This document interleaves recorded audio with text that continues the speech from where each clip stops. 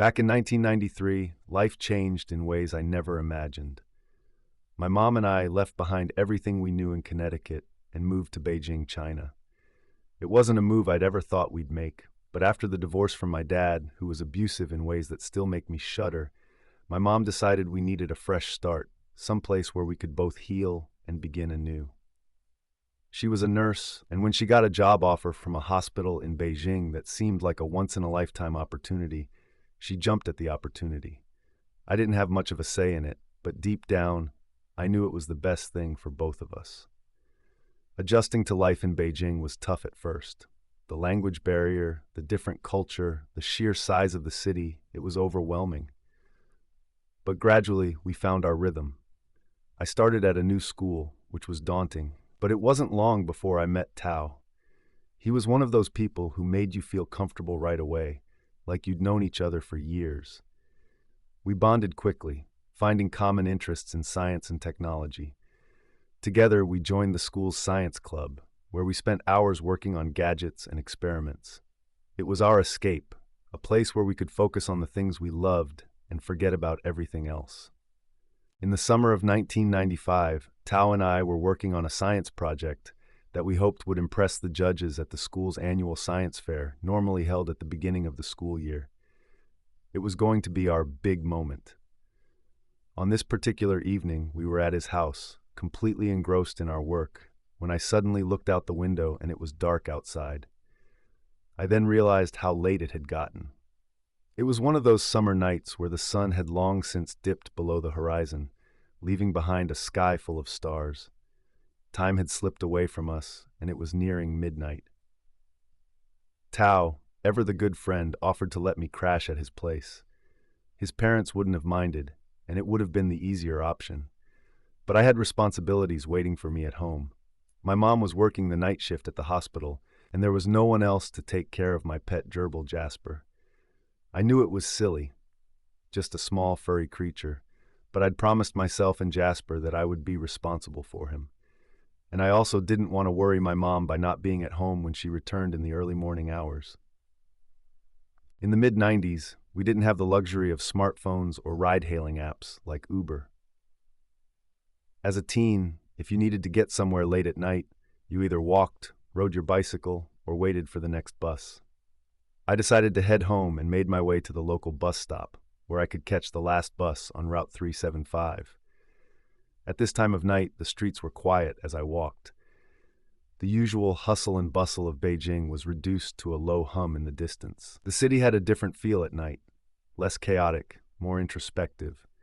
As I approached the bus stop, I felt a chill that wasn't entirely from the cool summer night air. It was something else, something felt off about tonight. The bus stop was almost deserted. It was just an old man who was waiting there.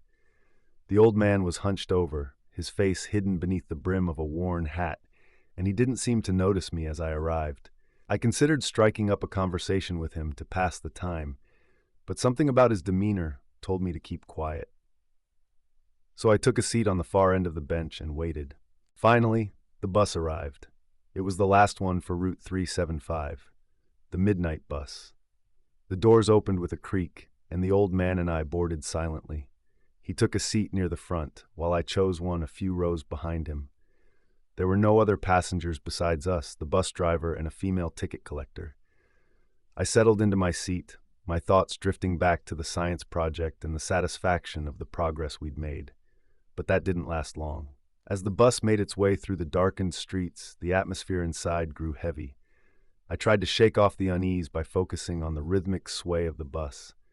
Then, the bus slowed down, and I noticed something up ahead. Two figures stood by the side of the road, waving the bus driver down. It was hard to make out their faces in the dim light, but as the bus stopped and the doors opened, 3 people boarded the bus. It was 2 men who were supporting a third man between them, holding him up by his shoulders. The man in the middle looked like he was barely conscious, his head hanging low so that his face was completely obscured. His clothes were dirty and untidy, as if he'd been through something terrible. The 3 of them made their way down the aisle, and I couldn't shake the feeling that something was terribly wrong. The bus was silent, except for the creak of the seats as the new passengers sat down and the occasional groan of the engine as we resumed our journey.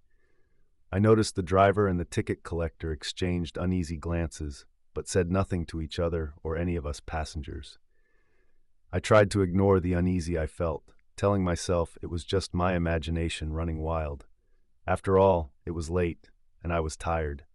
But then, something happened that shattered the tension on the bus. The old man suddenly stood up and turned to face me, his eyes wild with anger. He pointed at me and said, "You stole my wallet." His voice was loud and accusing. It was such a bizarre claim that at first I didn't know how to react. I instinctively reached for my pockets, knowing full well I hadn't touched anything that wasn't mine.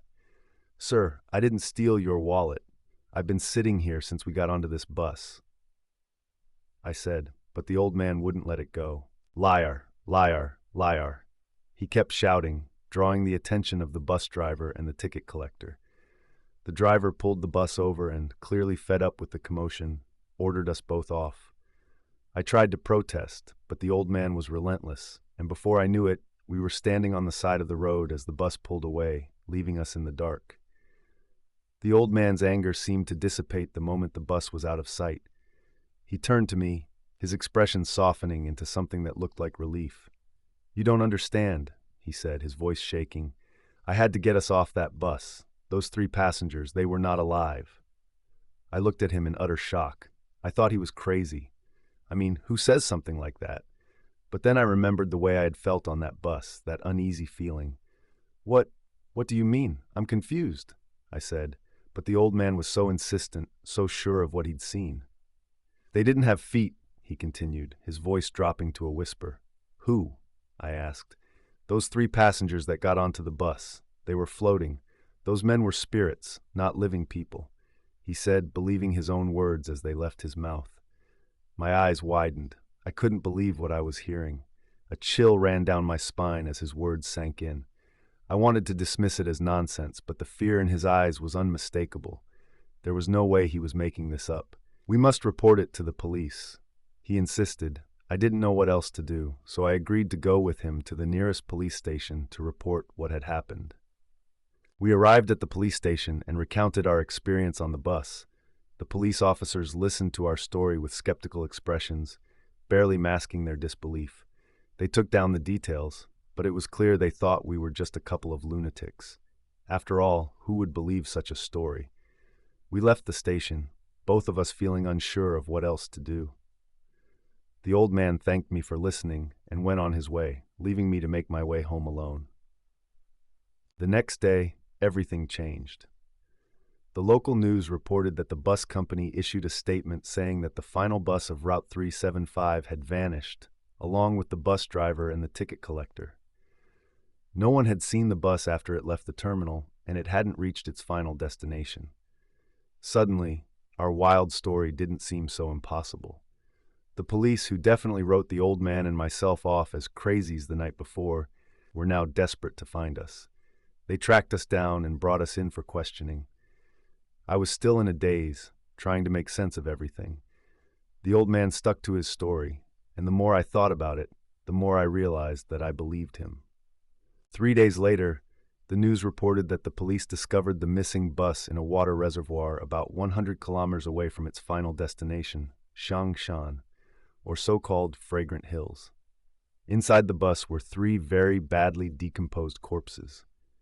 The mysteries surrounding this finding included the fact that the bus did not have enough petrol to go that far after a whole day's worth of travel, the fact that the petrol tank was filled with fresh blood instead of fuel, the fact that the corpses found were too decomposed for just 48 hours.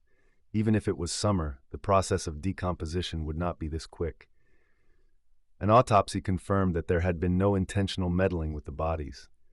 The fact that, even after the police went through all the security cameras set up around the various entrances to the reservoir, they found nothing out of ordinary. The story became a sensation that captured the imagination of the entire city at that time. But for me, it was something far more personal.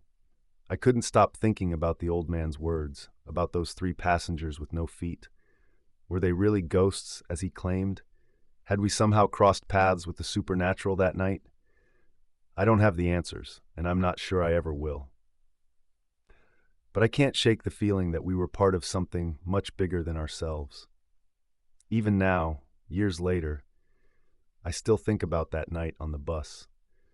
I remember the way I felt that night and the old man's voice, trembling with fear as he told me we'd just escaped something otherworldly. This is a story that I don't share often because who would believe it? But every now and then, when I'm alone at night, I find myself wondering what really happened on that bus. And I can't help but feel grateful that whatever it was, we made it out alive. But to this day, whatever happened that night still remains an unsolved mystery.